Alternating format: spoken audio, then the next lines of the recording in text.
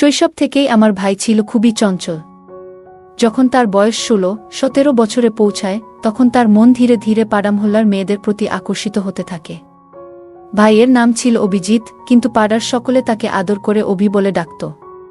দেখতে যেমন সুন্দর ছিল তেমনি তার মিষ্টি কথার মধ্যেও এমন এক ধরনের আকর্ষণ ছিল যে তার থেকে বড় বয়সী মহিলারাও তার সঙ্গে কথা বলার বাহানা খুঁজে বেড়াত। অভিজিতের আরেকটি বিশেষ গুণ ছিল, সে সাধারণত এমন মহিলাদের সঙ্গে বন্ধুত্ব গড়ে তুলতেন যারা একা থাকতেন এবং বাড়ির দায়িত্বে ছিলেন। এতে তাদের সঙ্গে আলাপ আলোচনা ও দেখা করা সহজ হতো এবং কারো সন্দেহের চোখে পড়তে হতো না। একদিন আমার ভাই আমাকে এসে বলল, বোন, টিউশন পড়তে আসা সেই মেয়েটি বেশ চমৎকার। তার বয়সও কম আর মিষ্টি চেহারার জন্য সবাই ওকে খেয়াল করে, তবে তার পরিবারের কেউ তাকে খুব একটা খোঁজখবর নেয় না। প্রায় টিউশন শেষে সে এখানে থেকে যায়, কিন্তু তার পরিবার কখনো জানতে চায় না সে কোথায় থাকে। তার কথা শুনে আমি কিছুটা অবাক হয়ে গেলাম, মনে হলো যেন তার মধ্যে একটু বেশি আগ্রহ তৈরি হয়েছে। তবুও চুপ করে রইলাম। কিছুক্ষণ পর সে বলল, তুমি যদি মেয়েটির সঙ্গে একবার পরিচয় করিয়ে দিতে তাহলে কাছে থেকে একবার দেখার সুযোগ পেতাম। তখন আমি বললাম, কাল এসো, সে টিউশনে আসবে, তখন পরিচয় করিয়ে দেব তোমার সঙ্গে। তার সাথে পরিচয় করিয়ে দেওয়ার পর ভাই মেয়েটির সাথে। অভিজিতের জীবন বেশ চাঞ্চল্যকর ছিল।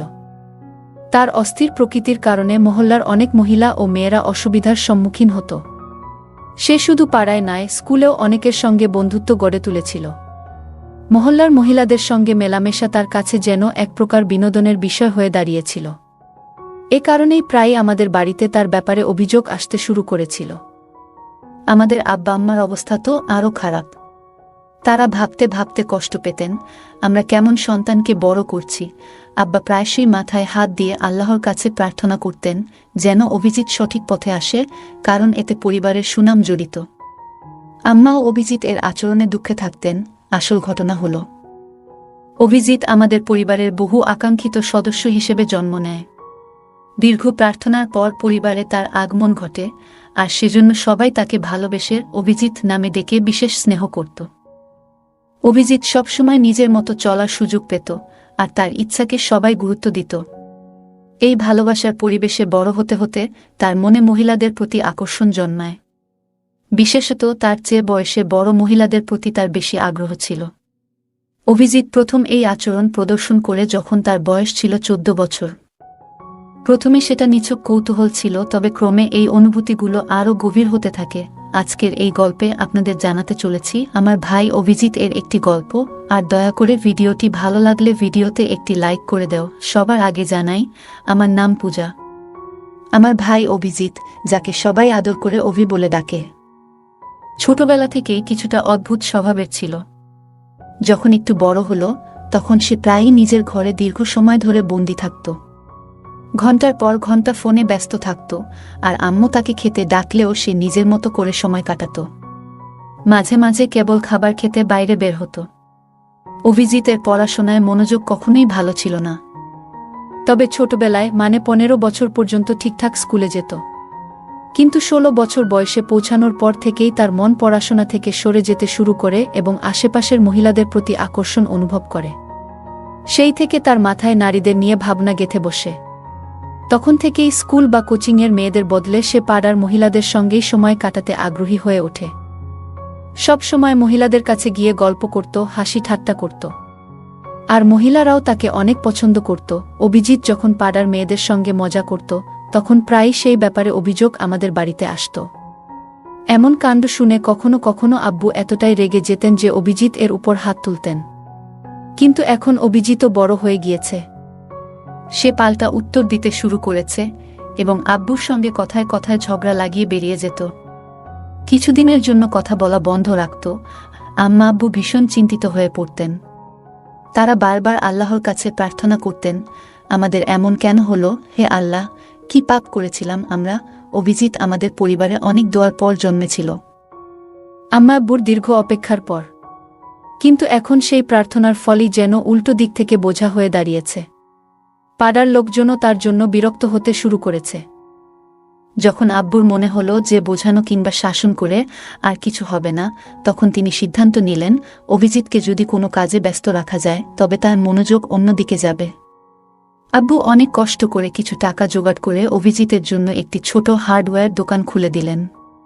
তিনি অভিজিৎকে বুঝিয়ে বললেন, বেটা, আমার বয়স হচ্ছে, একদিন আমাকে বিশ্রাম নিতেই হবে। ঘরের খরচ চালানোর জন্য আমি এই দোকানটি তোমার নামে দিয়েছি। এখন থেকে তুমি এই দোকানের দায়িত্ব নিয়ে দেখাশোনা করবে। আব্বু অভিজিৎকে বললেন, মেহনত করবে তো আমি তোমায় আরও সাহায্য করব, শুধু মাসে একবার আমাকে হিসাবটা দেখাবে। এই কথাগুলো শুনে আমি আমার ভাইয়ের প্রতিক্রিয়া লক্ষ্য করছিলাম। সে মনে মনে খুব খুশি হয়ে উঠেছিল। ভাবছিল বাড়িতে আম্মা আব্বুর নজরদারির মধ্যে থাকতে হতো, কিন্তু এখন দোকানে বসে নিশ্চিন্তে সময় কাটাতে পারবে।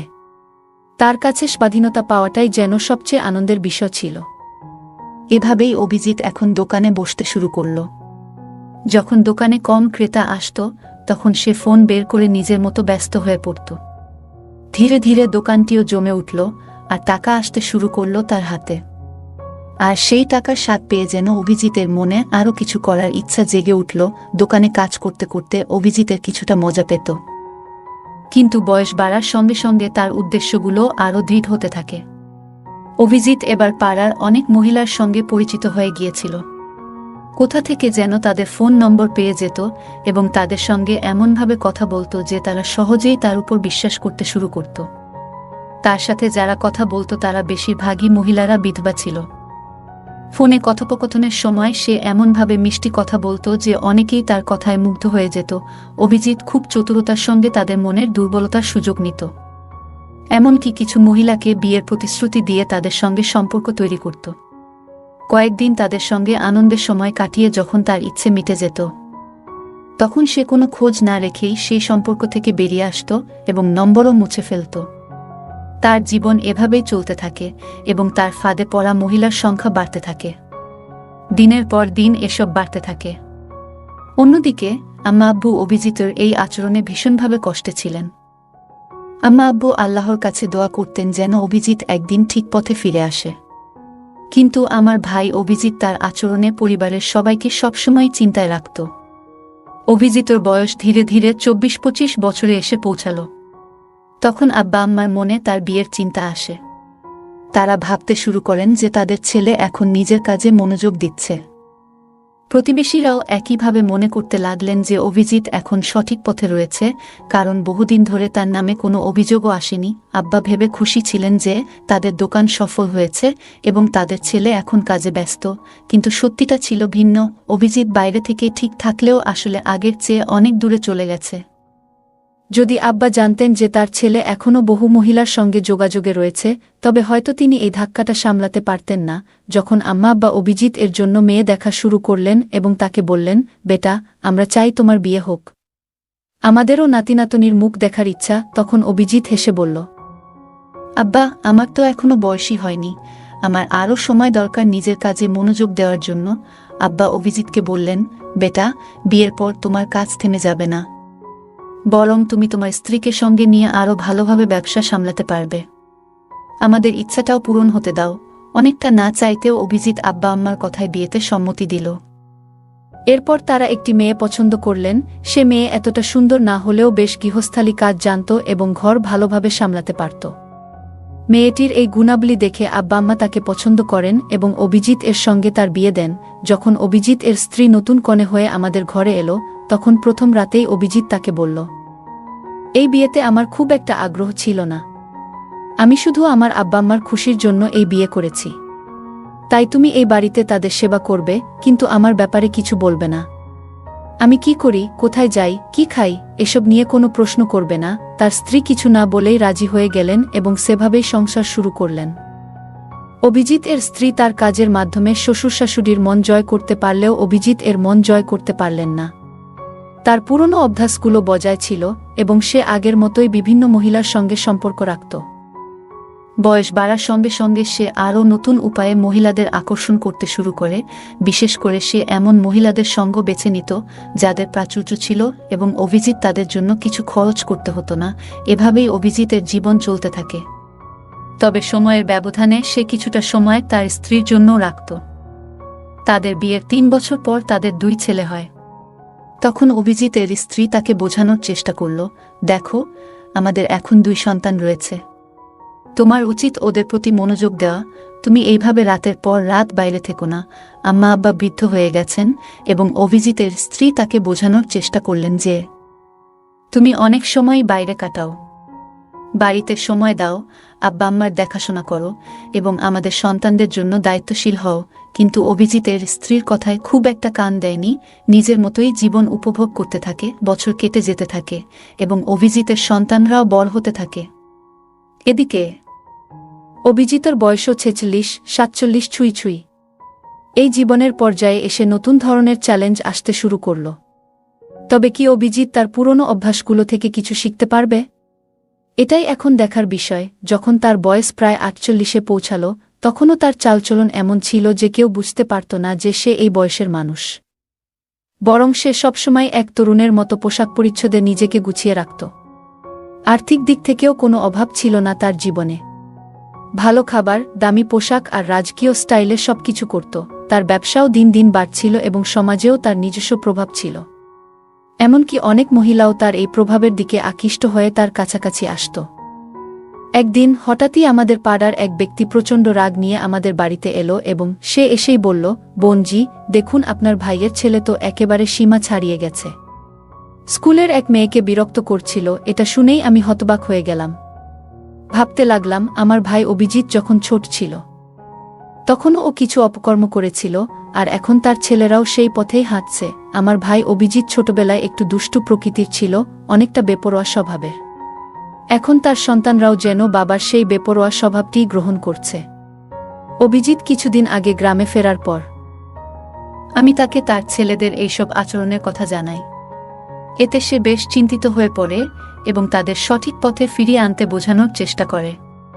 কিন্তু ছেলেরা যেন বাবার নিজের ছোটবেলার কর্মকাণ্ডেরই প্রতিচ্ছবি, তারা তার কথা শুনতেই চায় না। অভিজিৎ উপলব্ধি করে তার ছোটবেলায় করা ভুলগুলোর ছায়া যেন এখন তার ছেলেদের মধ্যেই দেখতে পাচ্ছে। একসময় সে অতীতে ফিরে যায়। তার জীবনের একটি বিশেষ সময়ের কথা মনে পড়ে। তখন তার বন্ধুত্ব হয়েছিল একজন অভিজ্ঞ শিক্ষিকার সাথে, যিনি একাকী জীবন কাটাচ্ছিলেন আর তিনি বিধবা ছিলেন। ধীরে ধীরে তাদের মধ্যে থাকা দূরত্বগুলো মুছে যেতে থাকে, আর সেই শিক্ষিকা যেন তার জীবনের সবচেয়ে বড় অনুপ্রেরণা হয়ে ওঠেন।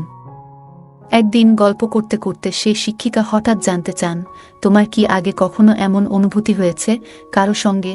আমার আগে আমার ভাই তার পুরনো অভ্যাসে ফিরতে শুরু করল। একদিন সেই মহিলা তাকে বলল, তোমার তো পরিবার আছে, স্ত্রী, সন্তান, আর অন্য কোনো সম্পর্ক তো নেই, তাই তো?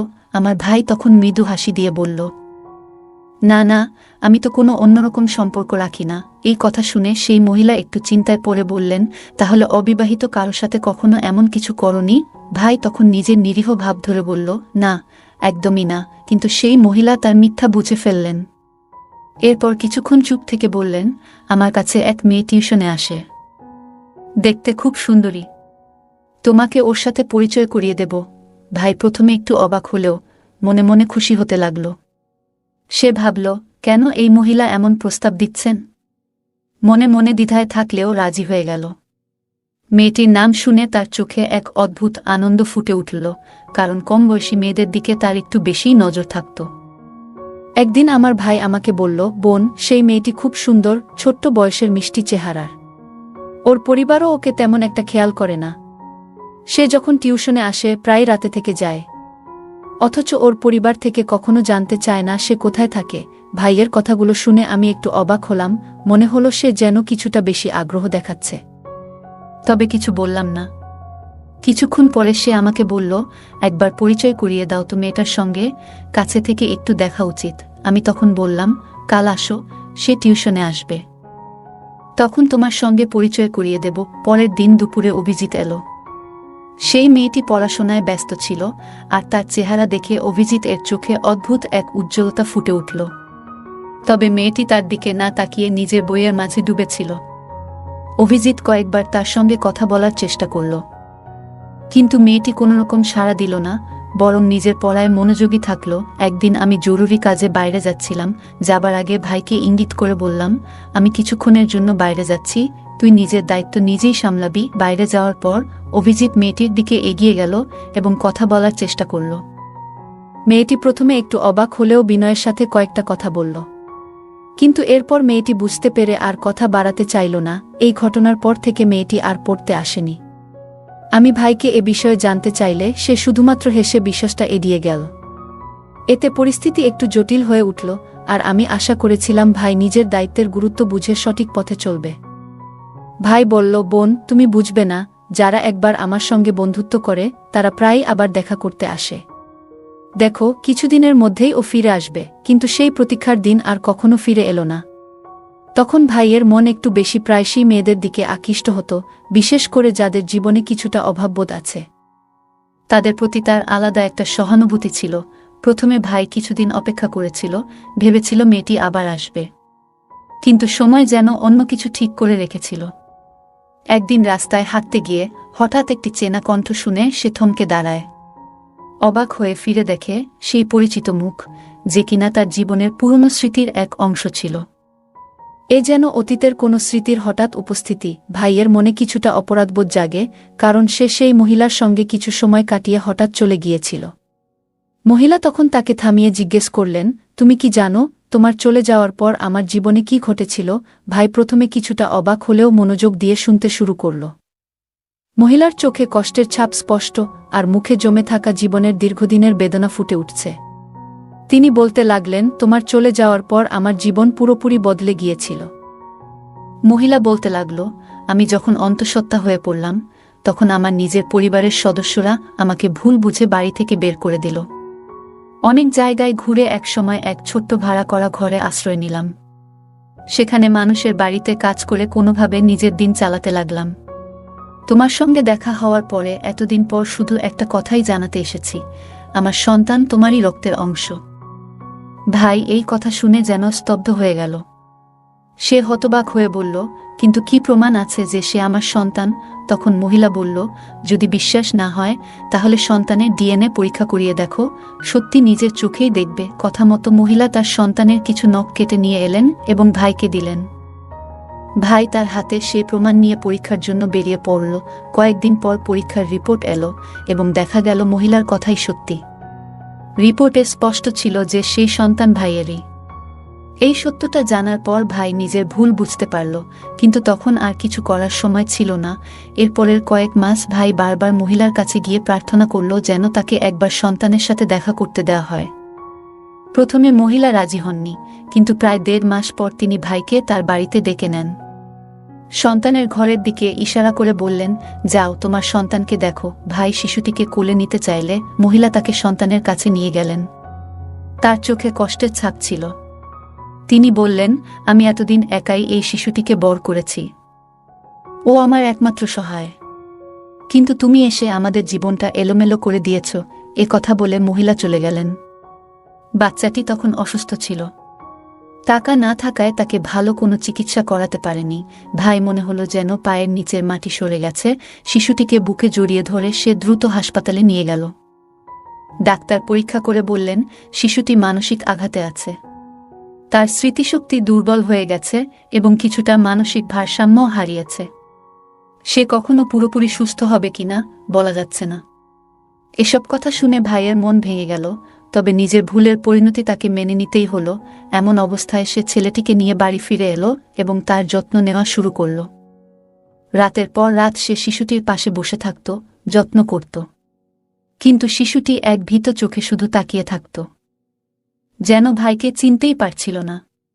তার মনে এমন কোনো স্মৃতি নেই যা তাকে ভাইয়ের সঙ্গে সম্পর্কিত করে। এদিকে ভাইয়ের স্ত্রী বলল, তোমার পক্ষে ওকে দেখা সম্ভব হলে দেখো, আমি আর ওকে সামলাতে পারবো না। ভাইয়ের নিজের ছেলেরাও বলল, এ কেমন ছেলে তুমি আমাদের সঙ্গে নিয়ে এলে? আমরা ওকে আপন বলে মেনে নিতে পারছি না। ভাই যেন একটা ঝড়ের মধ্যে দিশাহারা হয়ে পড়ল। অবশেষে ভাই সিদ্ধান্ত নিল আলাদা কোথাও ছেলেটিকে নিয়ে থাকবে। সে একটি ছোট্ট ভাড়ার ঘরে উঠল এবং দিনরাত পরিশ্রম করতে লাগল। দোকানে খেতে যা রোজগার হতো সবটুকুই ছেলেটির চিকিৎসা এবং যত্নে ব্যয় করত।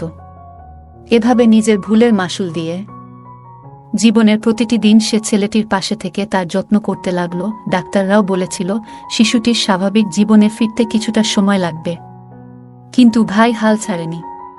প্রতিদিন নতুন আশার আলো নিয়ে শিশুটির সেবা করত, এক স্নেহময় পিতার মতো। কিছু মাস কেটে গেল। আর ধীরে ধীরে শিশুটির মধ্যে পরিবর্তন আসতে শুরু করল। সে আর ভাইকে অচেনা মনে করত না, তার চোখে যেন পরিচয়ের একটা আভাস দেখা দিতে লাগল। ভাইয়ের অক্লান্ত পরিশ্রম আর ভালোবাসা তার মনে জমে থাকা কষ্টগুলোকে আস্তে আস্তে সারিয়ে তুলছিল। একদিন শিশুটি প্রথমবারের মতো ভাইয়ের হাত ধরল আর হালকা করে হাসল। ভাইয়ের চোখে তখন আনন্দাশ্রু এসে গেল। সেই ছোট্ট হাসিই যেন তার গোটা পৃথিবী হয়ে উঠল। সময়ের সাথে শিশুটি আরও সুস্থ হয়ে উঠল। ভাইয়ের নিঃস্বার্থ ভালোবাসা আর যত্ন তাকে নতুন জীবন দিল। এখন সে কেবল ভাইয়ের পাশে থাকে না, বরং তাকে পিতার মতো মেনে নিয়েছে। সমাজের নানা কথা আর কঠিন পরিস্থিতি সত্ত্বেও ভাই কখনো হাল ছাড়েনি।